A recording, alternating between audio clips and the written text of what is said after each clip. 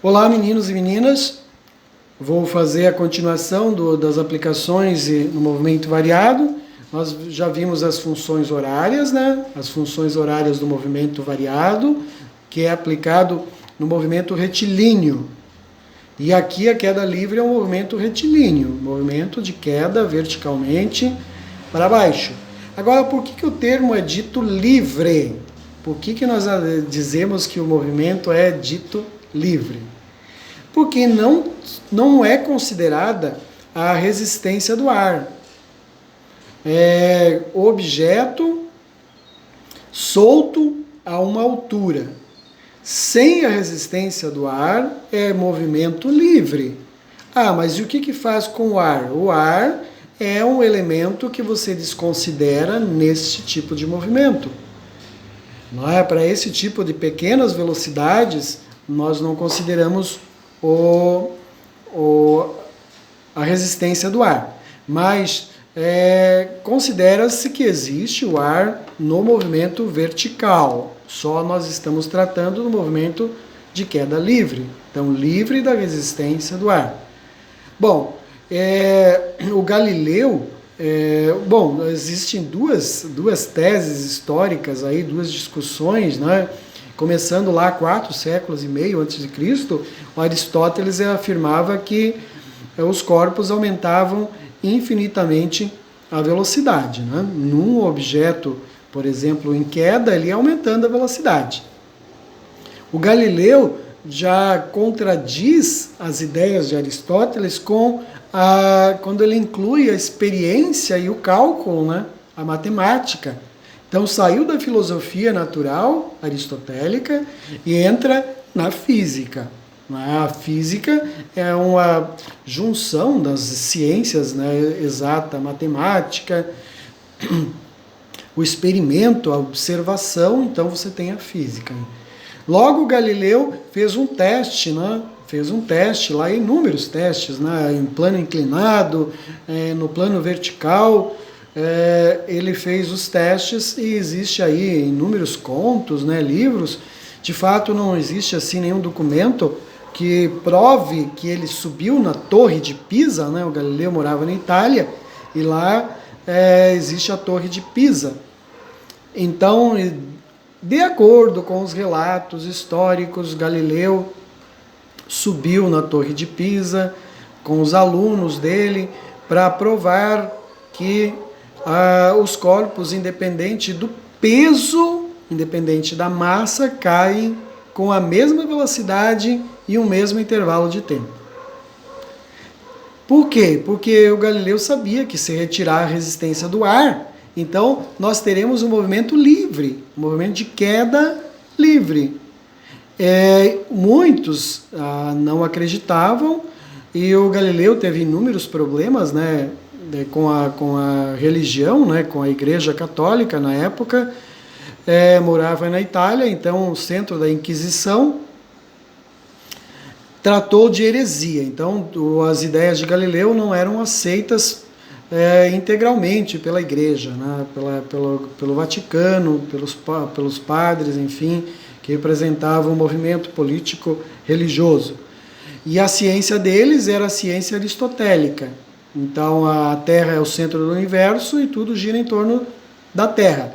Os corpos caem e aumentam indefinidamente a velocidade. Já Galileu não. Com experimentos ele provou que se não tiver a resistência do ar, independente do peso, o objeto cai ao mesmo tempo no chão.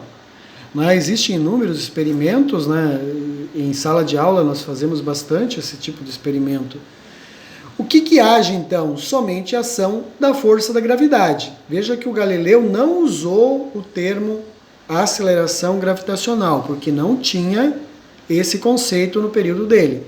Quem introduz o conceito de gravidade é Isaac Newton, que nasce no ano que morreu o Galileu. No ano que nasceu o Newton, o Galileu morreu, não é? Então, o Newton usa o termo gravidade, né? Ele, com os experimentos e observações de todos os cientistas antes dele, ele concluiu que era gravidade, né? Então é uma conversa longa, como surgiu a palavra gravidade, todos os termos usados por Newton, né? Mas então, o Galileu usou o termo aceleração. Para ele, o objeto a cada segundo ele acelerava na queda e na subida ele desacelerava, certo? Então, resumindo a história da queda livre, de forma bem resumida, né? Que para outros trabalhos nós temos que fazer a experimentação. Bom, então a queda livre, propriamente dita, é a queda que nós não consideramos a resistência do ar. Então, se nós estabelecermos um referencial, né?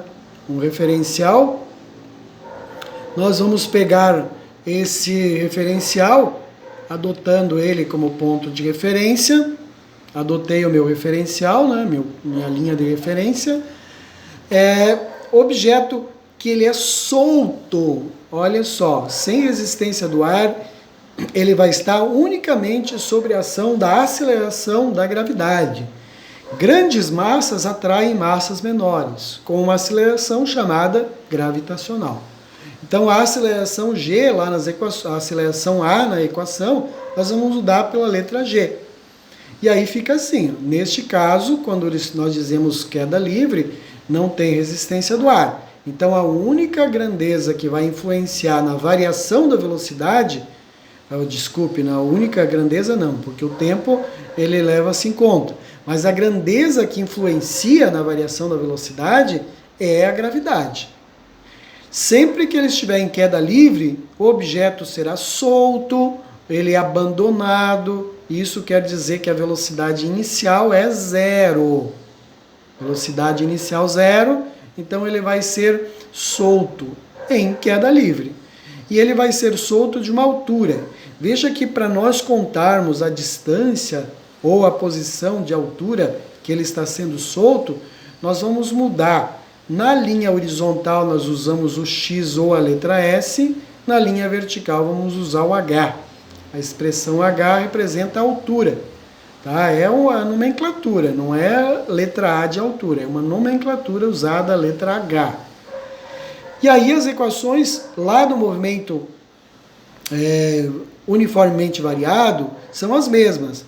Como ele não tem velocidade inicial, para a altura, substituindo S pelo H, não tem velocidade inicial, é zero, então fica só o G, trocando o A pelo G. Então fica G, que é a gravidade, vezes o tempo ao quadrado, dividido por 2. Aí eu descubro a altura, né? Você pode descobrir o tempo também, né?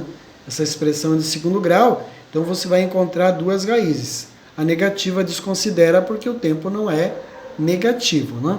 Então essa é a expressão que determina a altura. O H representa a altura, a posição que ele está em queda.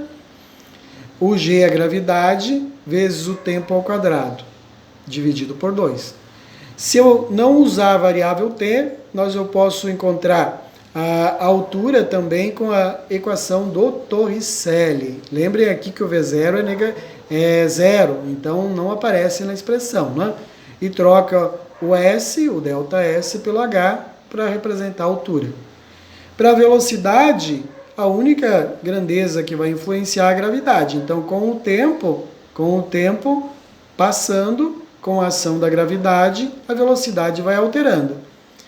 Então, se eu considerar de 1 em 1 segundo, se eu usar o arredondamento aqui, arredondar para 10, no nível do mar, aqui para nós, no nível do mar, aqui na região do litoral catarinense, né, que nós estamos na altura do mar, a gravidade nós podemos arredondar para 10, 9,8 metros por segundo ao quadrado, eu posso arredondar para 10, para facilitar os cálculos.